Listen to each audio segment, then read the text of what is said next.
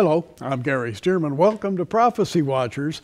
We have a very special guest today. His name is L.A. Marzulli. L.A., you have been here many times, and I'm sure our audience knows you. And but what they don't know is that you're here with a new book, and we're going to talk about that book. And I'm eager to talk about that book, and thanks for having me on. It's always good to be here. The Rungs of Disclosure, in my opinion, might be the most important book I've ever written. And of course, every author always says, well, the newest book is the most important one. But I really mean that, because in some ways it's a culmination of decades and decades of research. And you go back 30, 40 years, and even talking about UFOs, UAPs was the stuff of conspiracy theorists and tinfoil wearing hat people, and eyes would roll and people would step back at markets when you would tell them, yeah, I'm working on a book on UFOs. Whoa. And so it was taboo. But now our government, the United States government, has declared that the phenomenon is real. And the first rung of the ladder of disclosure, the first rung of disclosure was in 2017. This is after decades of deliberate obfuscation. And of course, if I can just hold this up, this goes back to the Roswell event. Oh, yes. 1947. You remember it well. Oh, I do. Yeah. I remember it, and I remember the stir that it caused. I was a kid. I was a teenager. And when Roswell happened, all of my relatives, I'll never forget that they gathered and discussed this, and they all had, what do you think it could mean? This changes everything. And in fact, it did. It did. But not as fast as we No, would. not so fast. This was printed in July 8th, 1947. And you can see it right there. RAAF captures flying saucer on ranch. We have 2 films on the Roswell phenomena, so I don't want to get too much bogged down on that. But here's the deal. The day later, on July 9th, General Ramey comes up with the weather balloon story. And this was the official story until, really, 2017. Tucker Carlson show, Commander David Fravor, former F-18 pilot. This is the first rung on the ladder of disclosure. And when Tucker Carlson asks, what, in your words, Commander David Fravor, what was this? What do you think this was? And Fravor looks right at the camera and says, whatever this was not from this earth. As Christians, we believe that we're not dealing with creatures from another galaxy. Correct. Or another planet. Correct. We believe that the Bible has an explanation for this phenomenon.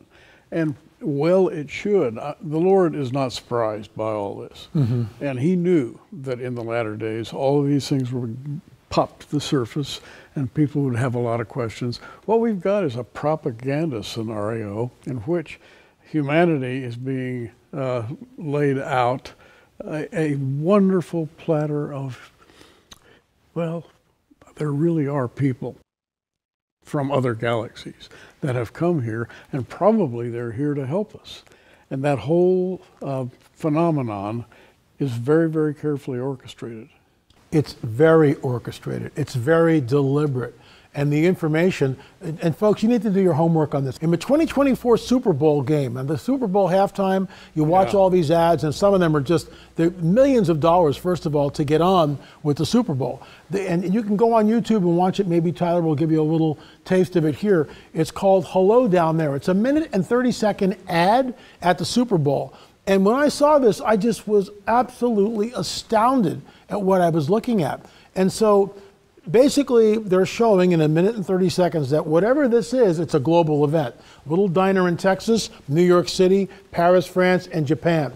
And UFOs are overhead, but everyone is obsessed watching and looking at their cell phones and scrolling through, YouTube shorts and all this stuff. No one's looking up. And finally, one of the aliens with an elongated skull, that's another story, in one of the ships, presses a button, and everybody's cell phone, tablet, computer says, hello down there. And you see these gray aliens with the big heads and the black eyes. And they're all waving, friendly guys, not buying it for a minute. And they look up, and above them in Texas, New York City, Paris, France, and Japan are mile-wide craft. This, in my opinion, is predictive programming. And at the very end of that ad, which, by the way, the production quality through the roof, it's millions of dollars. It's 1 minute and 30 seconds long at the Super Bowl. At the very end, you find out it's for Squarespace. And this is predictive programming. It's coming. And the biblical prophetic narrative, our Bibles tells us that in the latter days, before the second coming, before Jesus returns, there's going to be a global government and a global religion. This begs the question, how do you change that? How do you change the paradigms on this planet, which are completely entrenched? I mean, how do you change millions, if not billions, of Buddhists or Muslims or Christians? How do you bring and amalgamate all these different paradigms together under one umbrella?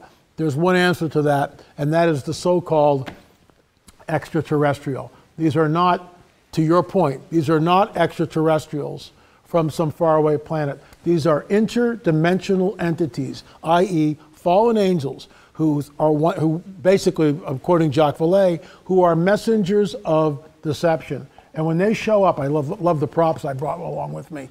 When they show up in mile-wide craft, this is the game changer. This is the game changer. And that hello down there ad from the Super Bowl is predictive programming. Gary, we're close. It's coming. We are. And when you read Genesis, you come to chapter 6, and you find giants in the earth. You find an invasion of planet Earth by fallen angels, just to make it nice and concise. And we go back to that era. And we say, well, that's a long, long time ago. That happened a long time. It has nothing to do with what we're doing today, right? Wrong. Because this, if you will, rebellion of the angels has never stopped. Yep. And it continues. But I think it was suppressed over the decades, over the millennia, until a particular time. And that time was the 20th century. Coming up to the regathering of Israel and a number of other biblically important events. And suddenly, guess what? The rebellious angels are back again, except this time they're coming in disguise as people from, well, our good friends here from who knows where, Zeta Reticula. And movies are being made. Think of all the sci-fi movies in the last 50 years. Our friends are coming to help us. And it's nothing, in my opinion, could be further from the truth. This is the coming great deception. This changes everything. Mile-wide UFOs appearing over the cities of the world simultaneously, and they are waiting for a trigger, in my opinion. And I'm not going to give that away. I'm not going to give, the very last, what I think it will lead to the event of their full disclosure. But they're waiting for something. And if you look, you talked about the century. 1945, we have the first atomic bomb blast at Hiroshima, then Nagasaki. 47, we have the Roswell crash. We've already kind of touched on that. But why Roswell? Why did they go there? Because the 509th Bombing Group is in Roswell, New Mexico. And the 509th is the only atomic bomb group on the planet at that time. Coincidence? I think not. 1948, Israel comes back into its land. And interesting, it's October 7th today, and people would do well to memorize Amos 9, 14, and 15. I will bring back the captives of my people, Israel. They will build the waste cities and establish them. They will plant vineyards and drink the wine from them. They will also plant gardens and eat the fruit from them. I will plant them in their land, and never again will they be pulled up out of the land I have given them, says the Lord your God. They're back in the land. 1948, they are fighting. It's an existential threat to what's going on over there. But I believe that we're looking at something. All this, in my opinion, all of what we're seeing now, the end times prophetic fulfillment about to happen, maybe Ezekiel 38. We don't know, but it certainly looks like it might be forming. In my opinion, there's going to be an event which is going to trigger the so-called space brothers, who are not our space brothers. They are messengers of deception. They are liars. They have been, so they're following their leader himself. They are murderers. They take what they want, and what they have, what they will bring, is the final tribulation on the planet. You know, L.A., it's no coincidence, I'm sure, that the 20th century saw the parallel development of Israel and supernatural or super spatial, if you will, elements begin to revisit planet Earth after so many thousands of years. And that's no coincidence. Israel's return and the return of the fallen ones, it would naturally come together. It's the 45, 47, and 48, those years, that's it. And the whole UFO phenomena, I'll use the prop again, the whole UFO phenomena just takes off. But you know, before that, there are isolated cases, I get that. But after 48, this is where the abductions start, Benny and Barney Hill. This is where we're seeing all these craft all over the place. There's a flyby over Washington, D.C., the Battle of Los Angeles. I mean, it goes on and on. Finally, the Nephilim, this is the work of Barry Chamish, are being reported in the 90s in Israel. Giants are being seen in Israel, and he's an investigative reporter. He passed away a few years ago, but he wrote a book on the Nephilim reappearing in Israel. Absolutely astounding. So something is up. We're in a window of time, and Israel is the timepiece. And Israel has been regathered from the four corners of the earth, never again to be pulled up out of a land I have given them. So I just think that we're in this unprecedented moment in time.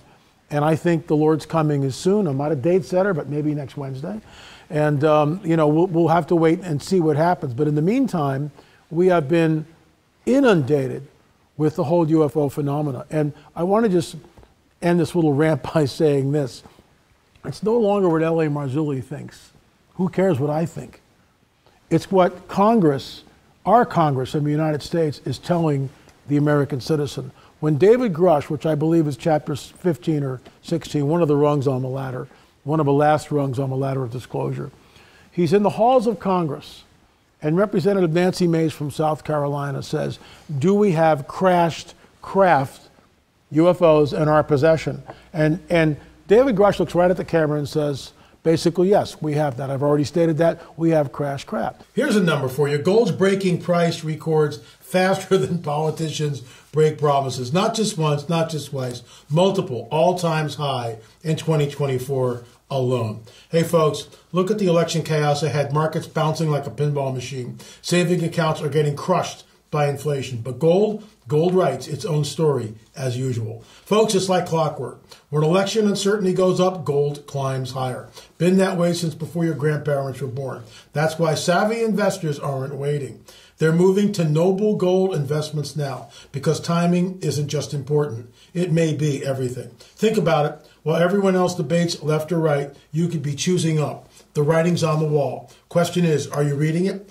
Visit noblegoldinvestmentstoday.com. That's Noble Gold Investments Today. noblegoldinvestments.com. Let's talk about putting history's most trusted asset to work for your future. Our experts will give you your options, and you can take it from there. And if you sign up this month, you can get a 1-ounce silver Trump coins or a 10-ounce silver American flag bar with a qualifying account. Some opportunities are too good to miss. Visit noblegoldinvestments.com. That's noblegoldinvestments.com. As I have said many times, Peggy and I invested in gold, and we are really glad we did. As with any investment, there are risks involved. Please look at all the options and weigh everything carefully before investing. But I'll say it again, we invested, and I am really glad that we did. Once again, noblegoldinvestments.com. So from Commander David Fravor, which is the first rung on the ladder, to David Grush, right? Up and up and up, and all these different things happen. Nancy Mace does the follow-up question to David Grush, and she says, were there recovered bodies in these crashed craft?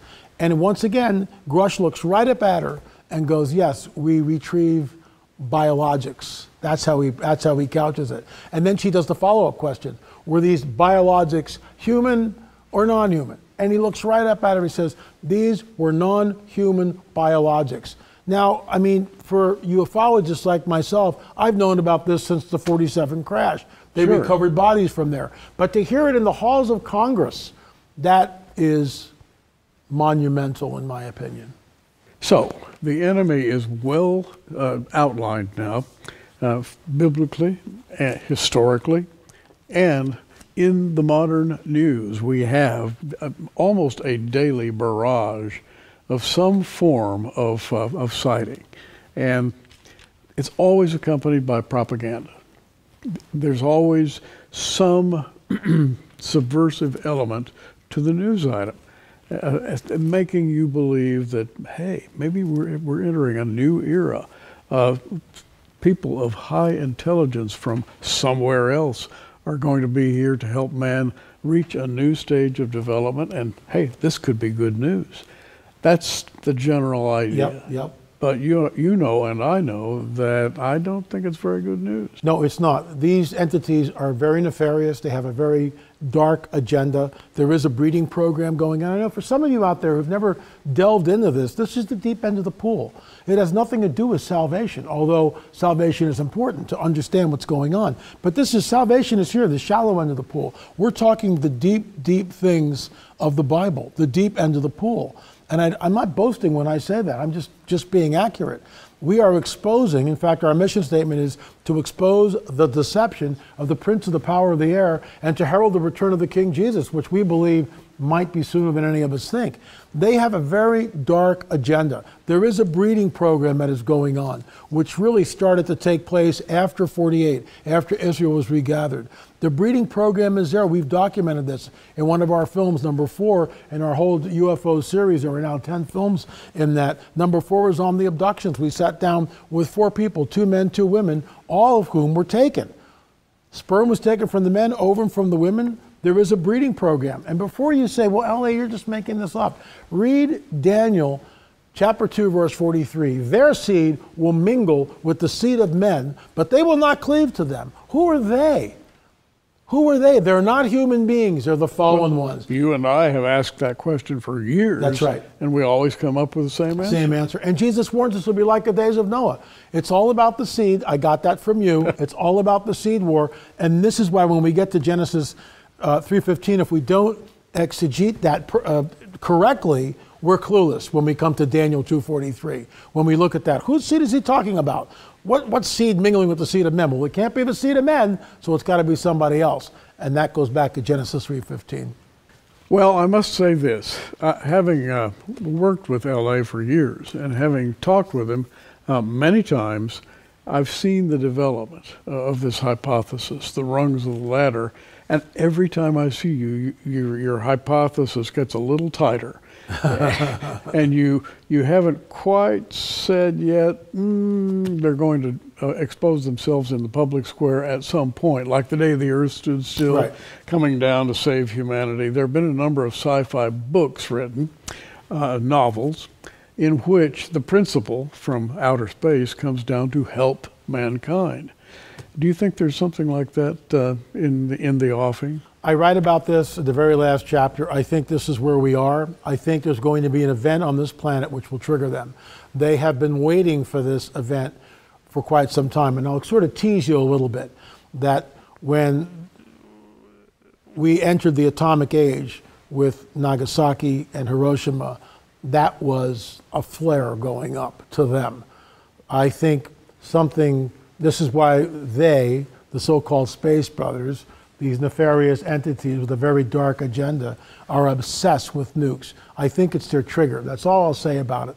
But I think it's their trigger, and they're waiting for it. And this is why we see, again, 45, 47, 48. Those dates are critical. And here we are now in 2024, and UFOs are real, burgeoning, and not going away.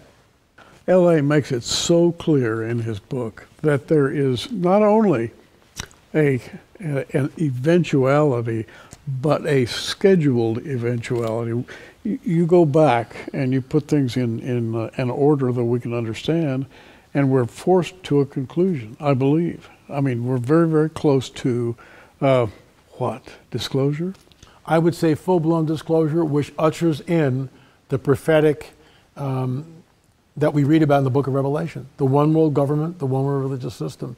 Folks, these are not idle words that's in the book of Revelation. That book, we can read it and understand it. And when it was written almost 2,000 years ago, you would read that and you go, well, that's preposterous. A one world religion, a one world government, that'll never happen. But here we are. Here we are in 2024. We are almost there. And when they show up after some sort of an event, which is cataclysmic, that's all I'll give you, that's, game over. And the entire planet will turn. And this is why the entire planet turns. Because for the first time in history, we are all connected via the internet. We are all linked together. It is a global village, truly, on some level. And everyone will see this event and everyone will go, oh my gosh, it's predictive programming like that Super Bowl ad. It's coming. It really is coming, and I think it's soon. L.A. Marzulli, his book is called Rungs of Disclosure. Let's pause here, and here's how you can get your copy. Hey folks, L.A. Marzulli here. I've got book number 14 coming out. It's being published by Charisma Media. It's called Rungs of Disclosure. Let me whet your appetite. What is it, 77 years ago, something happened in Roswell, New Mexico? Was it really a weather balloon or was it something else? Folks, one of the very first chapters in that book delves into the whole Roswell event. What I think happened there was a cover-up, and it began the deliberate obfuscation that continued until 2017. And Tucker Carlson asked Commander David Fravor, in your opinion, what was this tic-tac-shaped UFO that you saw? Commander David Fravor looks right at the camera and says, whatever this was not from this earth. That's the nexus. That's the beginning of the Rungs of Disclosure book. I think it's the most important book I've ever penned. Go to lamarzulli.com, lamarzulli.com. You can pre-order the book, save $5, and that book will be autographed by yours truly. Don't forget, folks, UFOs are real, burgeoning, and not going away. In my opinion, this is the coming great deception that Jesus warns us about.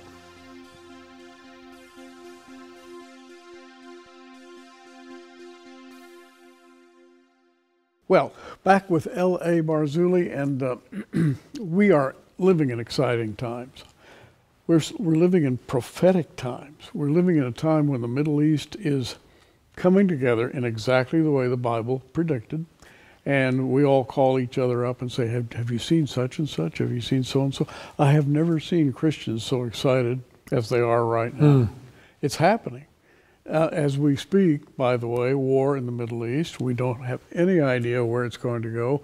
By the time you see this, it may have gone very, very much further than it has today.